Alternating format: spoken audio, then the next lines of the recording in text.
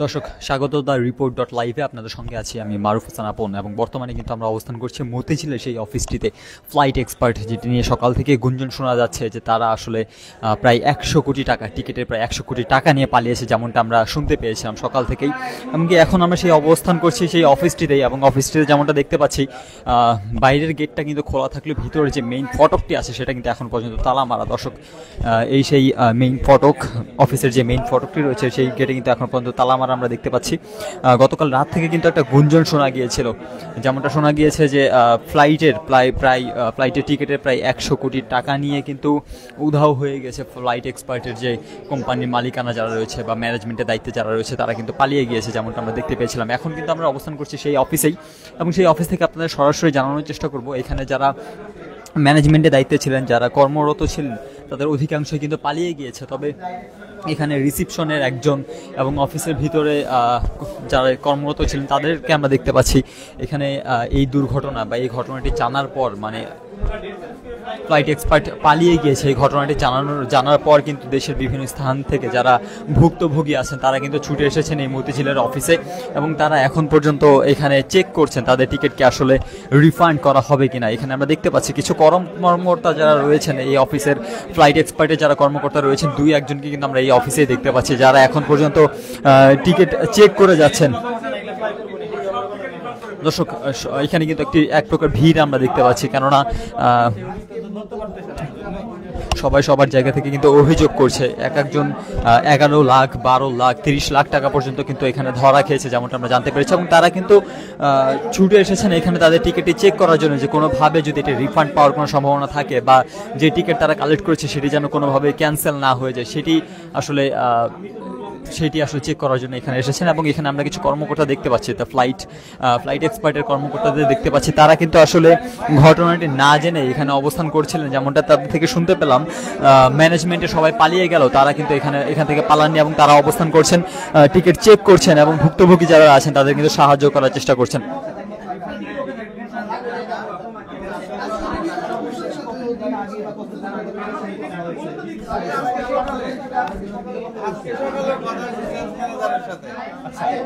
আজকে সকালে টাকাও ঢুকাইছি তো, দেখেন কোনোভাবে তাদের সঙ্গে যোগাযোগ করা মানে আজকে দুপুরের পর থেকে যোগাযোগ করতে পারতেছি না। আজকে দুপুরের পর থেকে। আপনি ফ্লাইট এক্সপার্টের সঙ্গে কত বছর ধরে আসলে এই বিজনেস? আমি প্রায় 2.5 বছর। 2.5 বছর ধরে? হ্যাঁ হ্যাঁ হ্যাঁ। কত কোটি টাকা নিয়ে পালাতে পারে? কমপক্ষে 100 থেকে 200 কোটি। 100 থেকে 200 কোটি। কারণ দেশের বাইরে থেকেও তো অনেকে টিকিট। আমরা তো লাইসেন্স হোল্ডার, যদি আমরাই যদি টিকিট করি তাহলে তো দেশের বাইরের থেকেও তো লোক টিকিট করবে, তাই না? দর্শক যেমনটা আমরা শুনতে পেলাম এখান থেকে প্রায় 100 থেকে 200 কোটি টাকার মতো নিয়ে পালিয়ে যাওয়ার একটা অভিযোগ করা হচ্ছে। এমনকি ভুক্তভোগী তিনি আসলে জানানোর চেষ্টা করলেন যে এখানে শুধুমাত্র লাইসেন্সধারী যারা আছেন তারা যেহেতু টিকিট কাটতে পেরেছেন, অর্থাৎ দেশের বাইরে থেকে হয়তো অনেকে টিকিট কেটেছিলেন, এই কথাটি কিন্তু আমরা তাদের থেকে জানতে পারলাম, এই ইনফরমেশনটুকু। তবে এখন পর্যন্ত ভুক্তভোগী যারা আছেন তাদের থেকে শুনতে পারছিলাম যে যারা এখানে এখন পর্যন্ত অবস্থান করছেন তারা কিন্তু আশ্বাস দেওয়ার চেষ্টা করছেন, তবে তারা কোনোভাবেই আসলে সেটি মানতে নারাজ। তারা কোনো আশ্বাস বা কোনো এখানে সম্ভাবনা দেখছেন না যে টাকাটি ব্যাক আসার বা টিকিটগুলো ক্যান্সেল না হওয়ার কোনো সম্ভাবনা দেখছে না। তবে এখন তারা অবস্থান করছেন এখানে, যারা এখন পর্যন্ত যে টিকিটগুলো কালেক্ট করা হয়েছে সেই টিকিটগুলো যেন ক্যান্সেল না হয়ে যায় বা এজেন্সিটা যেন বন্ধ হয়ে না যায়, সেইটার জন্যই কিন্তু এখানে তারা অবস্থান করছে। এবং শিওর হওয়ার জন্য কিন্তু আপাতত যারা কর্মরত রয়েছেন দা ফ্লাইট এক্সপার্টে তারা কিন্তু এখানে অবস্থান করছেন এবং তারা টিকিটগুলো দেখানোর চেষ্টা করছেন।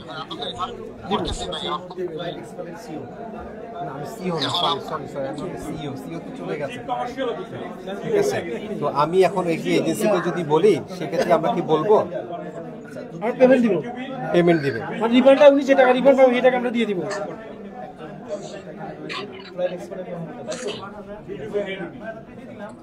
আমি কি যোগাযোগ করতে বলবো বাউল ভাই? মানে এজেন্সিরা যারা যেসব এজেন্সি আপনাকে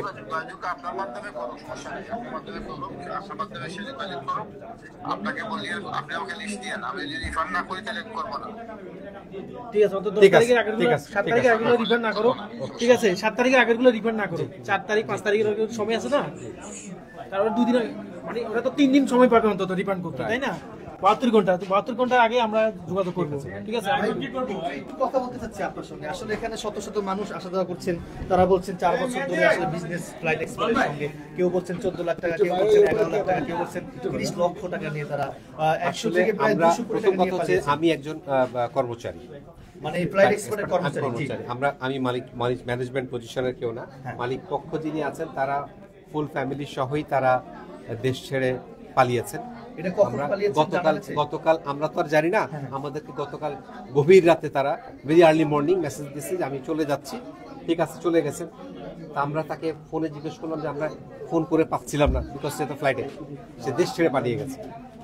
সকালবেলা বিভিন্নভাবে আমরা যখন আমাদের যে সমস্ত সাপ্লায়ার আছে তারা বলতেছে আমরা খবর পাইছি, বিভিন্নভাবে খবর পাইছি, এই এতটুকু আমরা জানি। আমরা কিন্তু যেহেতু কর্মচারী, আমরা কর্মকর্তা এখানে আছি, আমরা সকাল থেকে এখানেই আছি। ঠিক আছে, আমরা অলরেডি একটা জিডি করেছি, থানায় তো অলরেডি একটা জিডি করা হয়েছে ওনার নামে। ঠিক আছে, উইথ ডিটেলস সহ এতটুকু আমরা করেছি। আমরা তো আর আমি কোথায় পালিয়ে যাব? কত বছর ধরে আমি এখানে আছি 7-8 বছর ধরে আছি। ঠিক আছে, 8 বছর ধরে আছি। আমরা ওনার এই জাতীয় চিন্তা ভাবনা, ওনার এবং ওনার প্যারেন্টসের কোনো চিন্তা ভাবনা সম্বন্ধে আমাদের কোনো আইডিয়াই ছিল না যে এরকম কোনো কিছু উনি করবে। হ্যাঁ, কারোর সাথে যোগাযোগ, ওনার এক ভাইরা ভাই আছেন। ঠিক আছে, ওনার এক ভাইরা ভাই আছেন, তো উনি এখন নাই। ঠিক আছে, বাট পাড়া প্রতিবেশী বলতে আসলে তো ওনার আরেকজন আপনার বাসায়, আমরা তো প্রফেশনাল সম্পর্ক, তাই না? যে আচ্ছা, আপনি 7 থেকে 8 বছর ধরে এই প্রতিষ্ঠানে জড়িত আছেন, কর্মরত আছেন। কিন্তু জানতে চাচ্ছি এখানকার যে মালিক, তিনি কোনো রাজনৈতিক সাথে কোনো জড়িত কিনা আপনি জানেন? না, ওনার রাজনীতির সাথে ওনারা জড়িত আমার জানা নাই। আচ্ছা, তার পরিবারের ছেলে সন্তান বা মেয়ে সন্তান আগে থেকে কোনো বিদেশে ছিল কিনা? উনি নিজেই বিদেশে পড়াশোনা করে আসছেন। কোনো ডিটেইলস একটু বলবেন? ওনার নাম ঠিকানা কি, ওনার ডিটেলস তো উনি ফ্লাইট এক্সপার্টার এমডি এন্ড সিইও। ঠিক আছে, উনি ওনার দেশের বাড়ি হচ্ছে, গ্রামের বাড়ি হচ্ছে চাঁদপুর। ঠিক আছে, আচ্ছা, এই বিজনেস ছাড়া ওনার সাথে শেষ আপনার কবে কথা হয়েছে বা দেখা হয়েছে? ওনার সাথে শেষ আমাদের দেখা হয়েছিল, এদিকে তাকাই। এক মিনিট। ওনার সাথে কবে দেখা হয়েছিল, কবে আসছিলেন? বুধবার দিন আসছিলেন।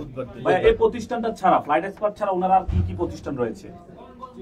ওনার সালমান রশিদ সাহেবের আর কোনো প্রতিষ্ঠান নেই। ভাই, আস্তে আস্তে এটা বলতে পারবো না। ভাই, কি কি প্রতিষ্ঠান? আমরা তো আমরা ভাই প্রফেশনাল, আমাদের কাছে অবশ্যই ওনার এনআইডি আছে, এগুলি জিডিতে অলরেডি দেওয়া আছে। প্রশ্নটা আমরা আপনার প্রশ্নটা পাইনি এখনো। ফ্লাইট এক্সপার্ট ছাড়া ওনার আরো না, আর কোনো ওনার একার সালমান রশিদ, ওনার বাবার আচ্ছা, ওনার বাবার নাম কি? এম এ রশিদ শাহ সম্রাট। আচ্ছা, সম্রাট সাহেবের সাথে এই প্রতিষ্ঠানের সম্পর্কটা কি? বাবা ছেলের সম্পদ, বাবার একটা কোম্পানি, ছেলের একটা কোম্পানি। তাহলে তো ওই ঘুরে ফিরে কি কথা, একই প্রতিষ্ঠান বলা যায়। জি, উনিও তো চলে গেছেন।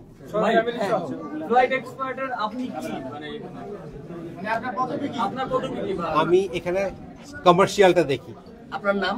আমার নাম সাইদ আহমেদ। সাইদ আহমেদ।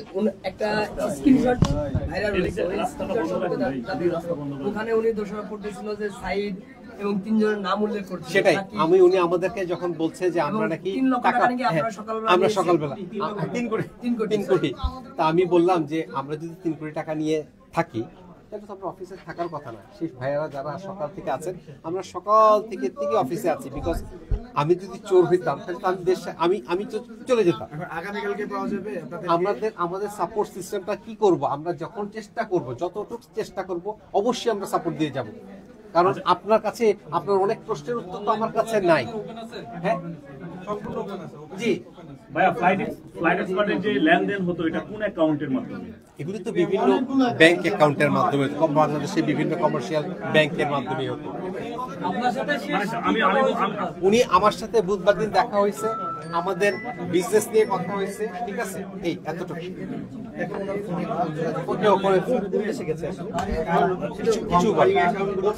হ্যাঁ, ঠিক আছে ভাই, থ্যাংক ইউ ভাই। আচ্ছা দর্শক, দর্শক, আপনারা দর্শক যেমনটা আমরা শুনতে পেলাম এখান থেকে উনি একজন কর্মকর্তা এই অফিসেরই, এবং গতকাল রাতে তাকে একটি মেসেজের মাধ্যমে জানানো হয়েছিল যে আমি দেশ ছেড়ে চলে যাচ্ছি।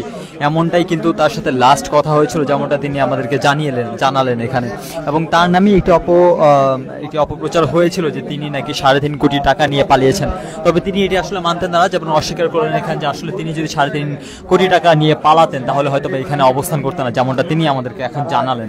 এখন পর্যন্ত তিনি সকাল থেকে অবস্থান করছেন এবং তারা সর্বোচ্চ চেষ্টা করছেন যেন ফ্লাইটগুলো ক্যান্সেল না হয়, যেমনটা দেখতেই পাচ্ছি। সমাধানের চেষ্টায় আছেন তারা এখনো।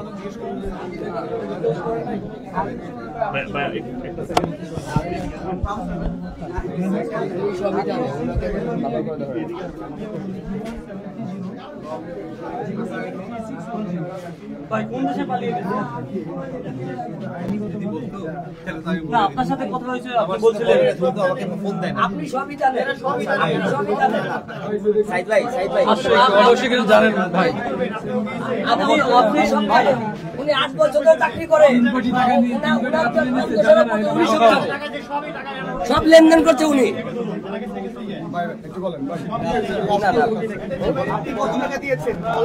আমি কত টাকা দিয়েছি সেটা তো বিষয় না, উনি সব জানে, ওনাকে ধরেন।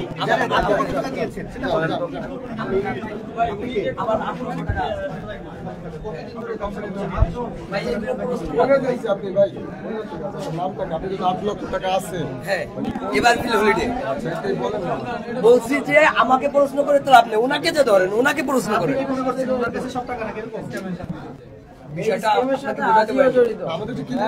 আপনাকে বলছি যে উনি জড়িত আছে। ফ্ল্যাট এক্সপার্টের যে মালিক সিও সালমান সাহেব, উনি একটা মেসেজ করেছে সে জায়গায় সাইদ সাকিব, উনার নাম সাকিব, উনরা নাকি 3 কোটি টাকা সকালে নিয়েছে। তো উনাকে ধরেন, উনি 8 বছর ধরে জব করে, উনি অবশ্যই তার অ্যাড্রেস জানে, সবকিছু জানে। উনি কোম্পানির শুরু থেকে আছে, উনি কেন জানবেন? তো উনি 8 বছর ধরে চাকরি করে, অবশ্যই সে মালিকের বাড়ি কোথায় জানে, চাঁদপুর কোথায়, কোন থানায় বাড়ি, সবই জানে। উনি সেটা বলতেছেন না কেন? হ্যাঁ, উনি আপনি জান, ওনাকে ধরেন, জান। ওনাদেরকে ধরে দেওয়াটাই উচিত হবে। থানায় যে মামলা করে আসছে, মামলা জিডি করে আসছে, ওনাদেরকে আটকানোর ব্যবস্থা করলে ভালো হবে।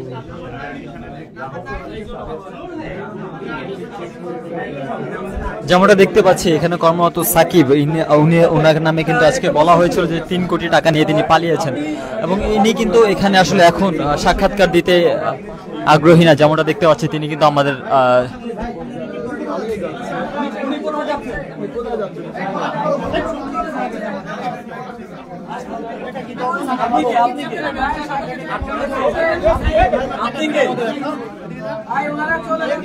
আপনি আটকানোরকে আমরা একটু কথা বলবো। আমরা যখনই এই কর্মচারীর সাথে কথা বলার চেষ্টা করছি তিনি কিন্তু এখান থেকে সরে যাচ্ছেন, এবং যেমনটা দেখতে পেলাম তিনি কিন্তু গেট লাগিয়ে দিয়েছেন, যেমনটা দেখতে পেলাম আমরা গেট লাগিয়ে দিয়েছেন এবং তিনি ভিতরে ঢুকে গিয়েছেন, এবং তার সাথে আমরা কথা বলার কোনো সুযোগ পাচ্ছি না। ভাই হতে পারে।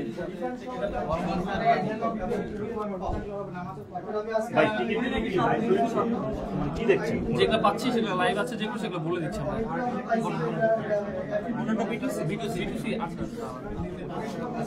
দর্শক, আমরা কিন্তু ওইখানকার রিজার্ভেশন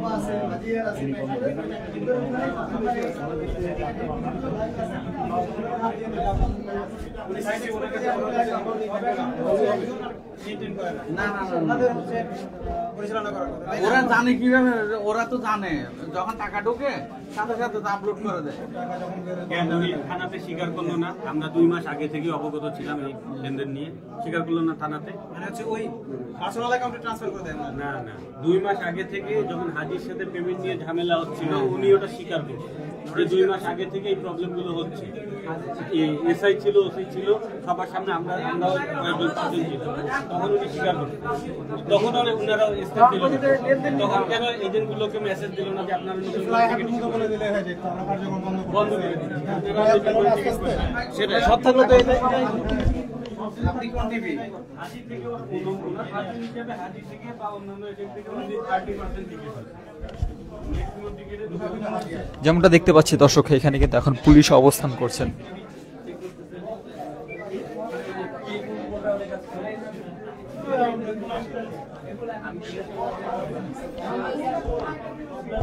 দর্শক, যত সময় পেরোচ্ছে তত কিন্তু এখানে মানুষের ভিড় দেখতে পাচ্ছি আমরা।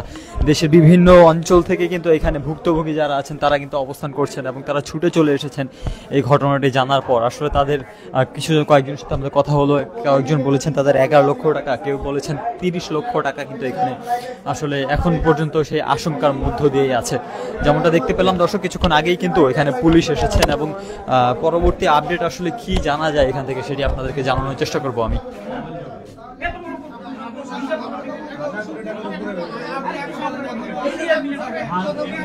শুরু করছিল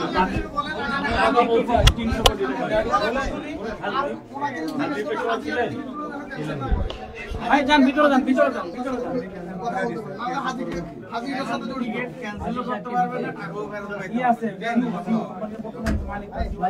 যেমনটা দেখতে পাচ্ছি সেই কর্মকর্তা, অফিসের সেই কর্মকর্তা, তিনি কিন্তু পুলিশ অফিসারের সাথে কথা বলছেন। হাজি জড়িত এটার সাথে, পুরো হাজি জড়িত এটার সাথে, সবাই হাজি জড়িত। হাজি জড়িত যদি না হয়, হাজি দাদা মানুষ বাচ্চা এটার সাথে জড়িত, কারণ ওদের গ্যারান্টি সহ টিকিট দিল কেন? ওরা গ্যারান্টি সহ আইটা যদি গ্যারান্টি নিতে পারে ব্যাংক গ্যারান্টি, তাহলে হাজি কেন ব্যাংক গ্যারান্টি ছাড়া ওরা টিকিট দিল? আর এমন হাজি কেন টিকিট গুলো ক্যান্সেল করবে? হ্যাঁ, হাজি কেন টিকিট? এটা হাজি, এটার সাথে পুরো হাজি জড়িত, হাজি পুরো জড়িত, এটার সাথে পুরো হাজি জড়িত। আমরা সবাই একসাথে হাজিতে চলেন, কারণ এটার সাথে একমত সবাই হন, কারণ হলো ভাই ওটার সাথে আমাদের লাইফে জড়িত, লক্ষ লক্ষ টাকা আমাদের, এটার সাথে হাজি জড়িত, এটা হাজি জড়িত। পুলিশের সাথে দফারফা করলে আর কি, আর ইচ্ছাটা তো আর কিছু না। এটার সাথে পুরো হাজি জড়িত। এখন এটা তালাটা মারবো, পরে এগুলো আস্তে আস্তে সরাইবো, বুঝছেন? তালাটা মারবো, পুলিশ এসে পরে আস্তে আস্তে করে সরাইবো। এটাই তো বাংলাদেশে হচ্ছে। হ্যাঁ, বাংলাদেশে তো এটা হয়, এটা ছাড়া আর কোনো কিছু হয়? এখনকার টাকাগুলো আমরা নিয়ে গেছে, আমরা কি দুদিন হাই উদ্দেশ্য করি শেষ? কি হইব? হ্যাঁ, এর জন্য হাজিকে ধরতে হবে, অফিসগুলো সবগুলো বন্ধ করতে হবে। মক্কা যত সম্পদ আছে সব হাতের বাপে করছে, হলো মানুষের 1000 টাকা মারছে সম্রাট, ওর বাপে করছিল মানুষের আঙ্গিস চাওয়াল, মক্কা টুরসের মালিক, মক্কা টুরসের মালিকের বাপে করছিল মানুষের হাজির কোটি কোটি টাকা মারে দিচ্ছে। আজকে সে পোলা করছিল, আমার হলো টোটাল 25 লাখ টাকা, 25 লাখ টাকা আমার টিকিট ইস্যু করা আছে হলো আপনার 128টা টিকিট ইস্যু করা আছে টোটাল। এটা জানছি সকালে জানলাম। এটা প্রচার করছে হাজিয়ে, এই যে এরা যে বাচ্চা এটা প্রচার করছে হাজিয়ে, এটা করছে হাজিয়ে প্রচার।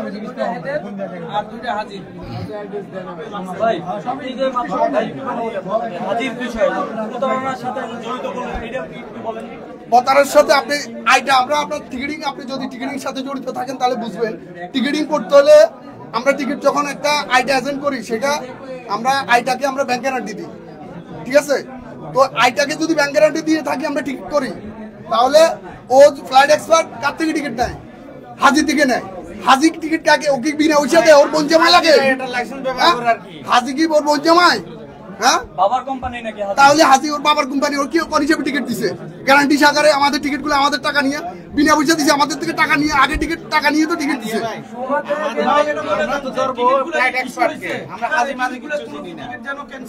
এখন হাজি এটার সাথে পুরো জড়িত হাজি, কারণ হাজি যদি টিকিট ক্যান্সেল করে তাহলে এটার সাথে পুরো জড়িত হাজি।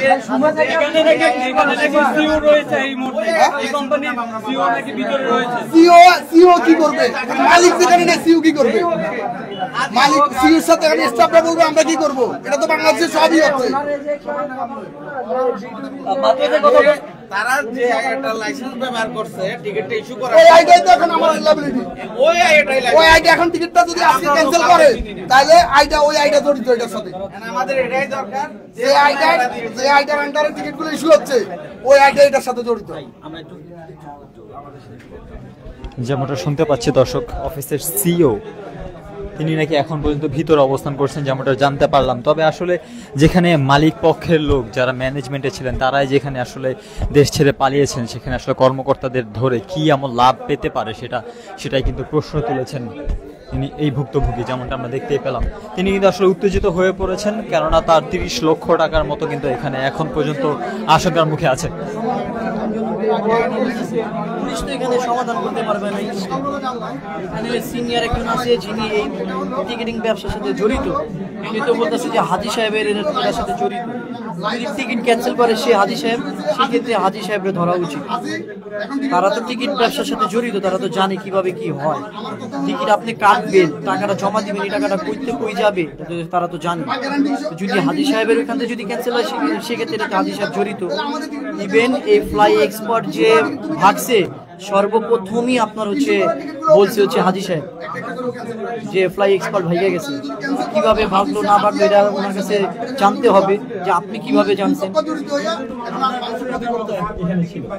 জি আমার অলমোস্ট 4-5 লাখ টাকা অলমোস্ট। ওগুলো আপনারা পাবেন, আমার এগুলো ইস্যু করে আমি এগুলো পাইছি, আমার এগুলো পাবেন।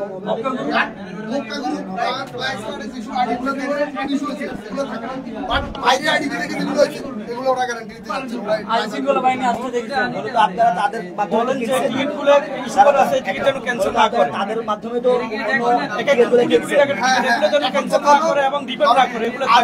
আরো বিভিন্ন যেসব এজেন্সি গুলো আছে তারা যেন আমাদের যে টিকিট গুলো আছে এই টিকিট গুলো ক্যান্সেল না করে, আর রিফান্ড না করে, কারণ ভাই আপনার থেকে তো ও আপনি এজেন্ট না, ও থেকে টাকা নিয়ে তো আপনি ওরা এজেন্সি দিয়েছেন। এখন ড্রাইভার কার, আপনি ওর থেকে টাকা নেবেন, আমি পাবলিকের টিকিট তো আপনি ক্যান্সেল করতে পারেন না। আমার টিকিট ও ক্যান্সেল করে দিচ্ছে, আমার টিকিট ও হাজি ক্যান্সেল করে দিচ্ছে। এখন হাজি তুমি ও পালা গেছে, তুমি ওর থেকে টাকা নাও, তুমি ওর থেকে না টাকা দিয়ে আমাদের মতো পাবলিকের টিকিট গুলো ক্যান্সেল করে দিচ্ছ, এটা কেমন কথা হলো? তাহলে এটার সাথে হাজি জড়িত। বন্ধ হয়ে গেছে বা তাদের মালিক পক্ষ কি পালায় গেছে এই ধরনের কোনো এটা তো পালা গেছে, এর ফ্যামিলি সব পালা গেছে গা। এটা তো না না হাজি পালায়নি, হাজি আছে, হাজি আছে, বাট ফ্লাই এক্সপার্ট ওরা সব পালা গেছে। এখন সবাই তো কি করবে, সবাই সাংবাদিক করে নিয়ে আছে, হাজিতে যাওয়া উচিত। যেমনটা শুনতে পাচ্ছিলাম দর্শক, তাদের কিন্তু একটাই দাবি, যেন তাদের ক্রয়কৃত টিকিট যেন ক্যান্সেল না করা হয় বা রিফান্ড যেন না করা হয়, সেই বিষয় নিয়ে কিন্তু তারা আসলে এখন দাবি তুলছে, যেমনটা শুনতে পাচ্ছি আমরা।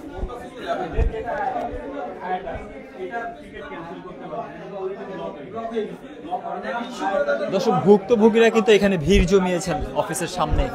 অবশ্য অফিসের যে মেইন গেট, যে মেইন ফটকটি আছে, সেটা কিন্তু আমরা তালা মারা দেখতে পাচ্ছি, তালাবদ্ধ আমরা দেখতে পাচ্ছি, খোলা আছে। এবং কিছু কর্মকর্তাদের আমরা এখানে দেখতে পাচ্ছি, তারা কিন্তু আসলে এখানে অবস্থান করছেন এবং টিকিট চেক করছেন, যেমনটা দেখতে পাচ্ছি। কয়টা টিকিট ক্যান্সেল হয়েছে সেই বিষয় নিয়ে কিন্তু তারা কথা বলছেন।